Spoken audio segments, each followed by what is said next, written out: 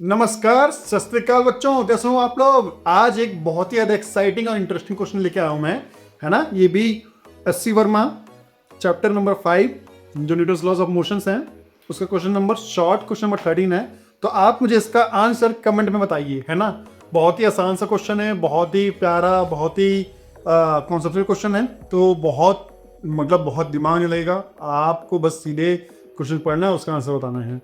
तो आंसर बताइए कि इसका आंसर क्या है, कमेंट्स में मुझे बताइए। A spy jumps from an aeroplane with his parachute. The spy accelerates downward for some time. When the parachute opens, the acceleration is suddenly checked and the spy slowly falls on the ground. Explain the actions of parachute in checking the acceleration. तो आपने भैया James bond की movies देखी होगी। एक बार मैं check कर लेता हूँ। हाँ जी, कैमरा माइक सब कुछ चेक काम कर रहा है, ठीक है। तो आपने जेम्स बॉन्ड की मूवी देखी होगी। जेम्स बॉन्ड की मूवी में बहुत बार जेम्स बॉन्ड क्या करता है, उड़ते हुए प्लेन से बचाक से कूद जाता है ना। क्योंकि भैया पीछे दुश्मन होता है और जेम्स बॉन्ड होता है ना। प्लेन चल रहा होता है तो प्लेन से चलते चलते कूदना पड़ता है, लेकिन है ना। लेकिन क्या होता है, हमेशा आपने देखा होगा वो एक बैग लेके कूदते हैं।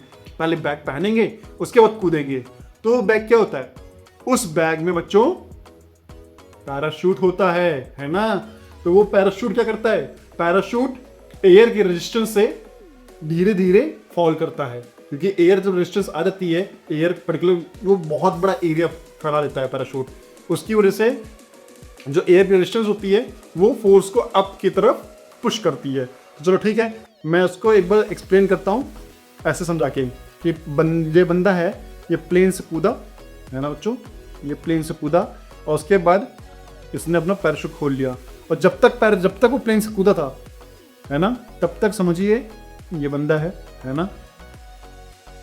ये बंदा नीचे आ रहा है पर्टिकुलर एक्सेलरेशन ए से, है ना। हालांकि इसको एक्सेलरेशन जी से नीचे आना चाहिए, लेकिन एक्सेलरेशन जी से नीचे आएगा नहीं आएगा, क्योंकि बंदे पे खुद का एक पर्टिकुलर एरिया है और उस पे एयर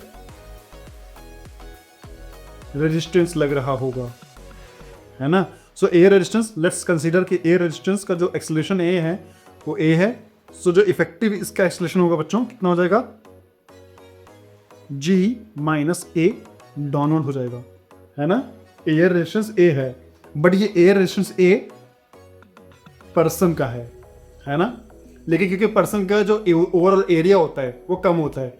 लेकिन अगर अब ये पैराशूट है बच्चों, और इस पैराशूट पे ये पर्सन ए है। अब इस बार पैराशूट पूरा खुल चुका है और इसका एरिया बहुत ही ज़्यादा होता है। सो जो उसका जो रेजिस्टेंस होता है बच्चों, वो जो रेजिस्टेंस होता है, लेट्स कंसीडर कि इसका acceleration a due to parachute वो ए एक्सेलरेशन ए है। तो इस बार जी से नीचे आ रहा है, तो इस बार ये जी माइनस ए है ना, ये पर्सन है, जी माइनस ए पैराशूट है। अब चूंकि एक्सेलरेशन ऑफ पैराशूट अप के दर्शन में वो ज्यादा है पर्सन के एक्सेलरेशन के रिस्पेक्ट में। सो यहाँ पे जो इसका जो एक्सेलरेशन है, ओवरऑल एक्सेलरेशन, यहाँ पे इसका है g माइनस ए पैराशूट और यहाँ एक्सेलरेशन है g माइनस ए पर्सन। सो इसलिए ये वाला एक्सेलरेशन बहुत तेजी से नीचे आ रहा होगा, है ना। ये नीचे की तरफ ज़्यादा है और इसका नीचे की तरफ लेस है। इसलिए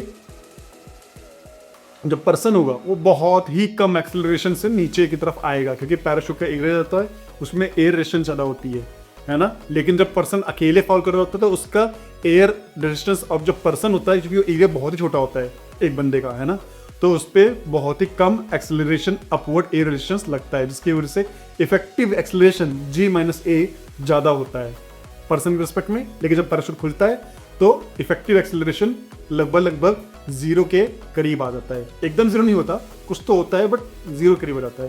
ठीक है बच्चों, सो ये इसका आंसर है। अगर आपको भी इसके पीछे के बेसिकली रीजन पता था तो आप बहुत बढ़िया है, आपने कमेंट किया होगा और आपका कमेंट अच्छा होगा, और जिसका भी कमेंट अच्छे से इसने समझाया होगा इस क्वेश्चन को कमेंट्स में, मैं उसके कमेंट को बेसिकली ऊपर पिन कर दूंगा।